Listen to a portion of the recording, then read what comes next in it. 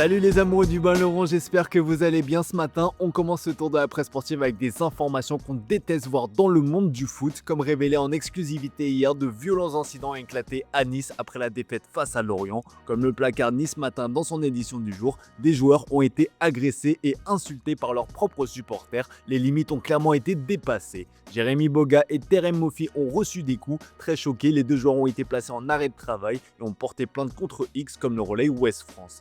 KO résume l'équipe sur sa une. Dans la soirée, le GC Nice a publié un communiqué de presse pour condamner ces faits très graves. Si l'absence de fermeté du communiqué du gym n'a pas manqué de faire réagir, nous pouvons vous affirmer que Francaise n'est pas resté de marbre et s'est manifesté auprès de ses joueurs. Selon nos informations, l'entraîneur des Aiglons a envoyé un message de soutien à tout son groupe afin de condamner les événements. Également sous le choc, Francaise réfléchirait à démissionner selon nos informations. Le journal L'équipe confirme que le coach niçois s'interroge dans ses pages intérieures. Sous contrat jusqu'en juin 2029, il a confié en interne que la ligne rouge avait été franchie et qu'il réfléchissait concrètement à présenter sa démission.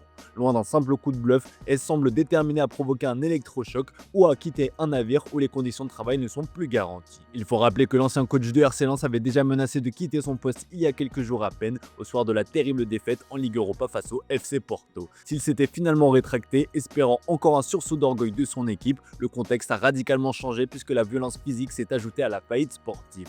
Une chose est sûre, ces tristes événements donnent une fois de plus une mauvaise image du football en France, puisque ces incidents d'une rare violence ont choqué au-delà des frontières. En Italie, on est indigné à l'image de la Gazzetta dello Sport. Folie à Nice, les ultras s'en prennent à l'équipe. Boga et Moffi sont passés à tabac. Les prochains jours risquent d'être mouvementés sur la Côte d'Azur. Changement d'ambiance dans les colonnes de Tuttosport où le trophée du Golden Boy 2025 a été remis à Désiré Doué. La star du Paris Saint-Germain succède à Lamine Yamal, vainqueur en 2024. Le Français a largement devancé Arda Güler 2e et Pau Cubarsí, une récompense qui le désigne comme étant le meilleur joueur de moins de 21 ans de l'année. Le Corriere dello Sport met en avant le Golden Boy 2025 dans ses pages intérieures, alors que le journal Le Parisien parle d'un gain en or pour qualifier le jeune joueur de 20 ans qui vient de vivre une ascension complètement folle depuis son départ du Stade Rennais. C'est simple, Désiré Doué a presque tout gagné en une saison avec le Paris Saint-Germain en jouant un rôle majeur qui plus est. 61 matchs joués, 16 buts et 16 passes décisives sur la saison 2024-2025 pour 5 trophées, plutôt pas mal pour une première sur les couleurs parisiennes.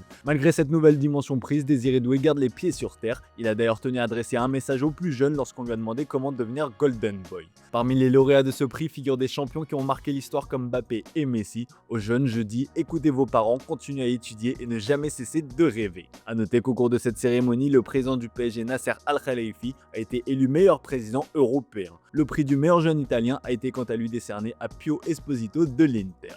Dans le reste de l'actu du foot italien, le Corriere dello Sport évoque la grave blessure de Dusan Vlahovic. C'est le choc pour le Serbe et la Juventus qui sera privé de son attaquant pour 3 mois, une longue absence qui remet en question son avenir durant le mercato hivernal. Vlahovic souffre d'une déchirure des fibres de la jonction musculo-tendineuse à l'aine. Ce n'est pas une simple élongation mais une véritable déchirure. Il pourrait se faire opérer en Belgique par le professeur Gerd Declercq, spécialiste des lésions musculaires qui a récemment reçu la visite d'un certain Kevin De Bruyne. En l'absence de Vlahovic, le duo Openda David est attendu, tout comme le prodige turc Kenan Yildiz. Avec 5 buts et 5 passes décisives en 17 matchs cette saison, l'ailier de 20 ans fait partie des sensations en Serie A. Son talent est évident et il fait partie de cette catégorie de joueurs capables de changer le cours d'un match par un geste de génie. Des performances qui impressionnent de nombreux cadors européens. Comme le rapporte le Corriere dello Sport, Arsenal et le Real Madrid s'intéressent à la star turque. Les négociations pour sa prolongation de contrat avec la Juventus sont actuellement au point mort. Des questions financières et de projets persistent alors qu'il est sous contrat jusqu'en juin 2029. Direction l'Angleterre avec The Sun qui fait part de ses doutes ce mardi matin concernant Thomas Frank, l'entraîneur de Tottenham. Le coach danois est sous pression après seulement 3 victoires en 13 matchs avant la rencontre de ce soir contre Newcastle à St James Park.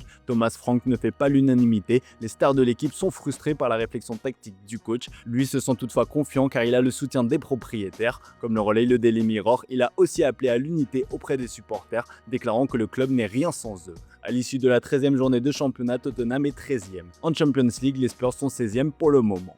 À Manchester City, Pep Guardiola déclare sa flamme à Phil Foden. Comme le relaye le Manchester Evening News, le coach des Sky Blues souhaiterait que Phil Foden passe toute sa carrière à City, mais Pep n'a pas su se prononcer sur la possibilité d'une prolongation de contrat du joueur. Et le temps presse pour l'enfant du club dont le contrat se termine en 2027. Avec 6 buts et 3 passes décisives en 17 matchs, l'Anglais retrouve petit à petit son meilleur niveau. Tout le monde espère à City retrouver le Foden de la saison 2023-2024, élu meilleur joueur de Premier League. On reste à Manchester City avec Gigio Donnarumma qui sème la zizanie malgré lui, l'Italien s'adapte petit à petit à sa nouvelle vie où il est le gardien numéro 1. Si tout se passe bien pour lui pour le moment, James Trafford se sent lésé. Recruté en provenance de Burnley, il était destiné à être le gardien numéro 1 jusqu'à l'arrivée de Didio lors du dernier jour du mercato estival. Selon le Daily Mail, James Trafford et Stefan Ortega pourraient tous les deux quitter le club. Trafford va avoir plus de temps de jeu, lui qui rêve de Coupe du Monde avec l'Angleterre. Thomas Tuchel a rappelé qu'il ne sélectionnera pas des joueurs qui ne jouent pas. Newcastle est cité comme un point de chute. Concernant Stefan Ortega, il est passé de doublure d'Ederson à numéro 4 dans la hiérarchie.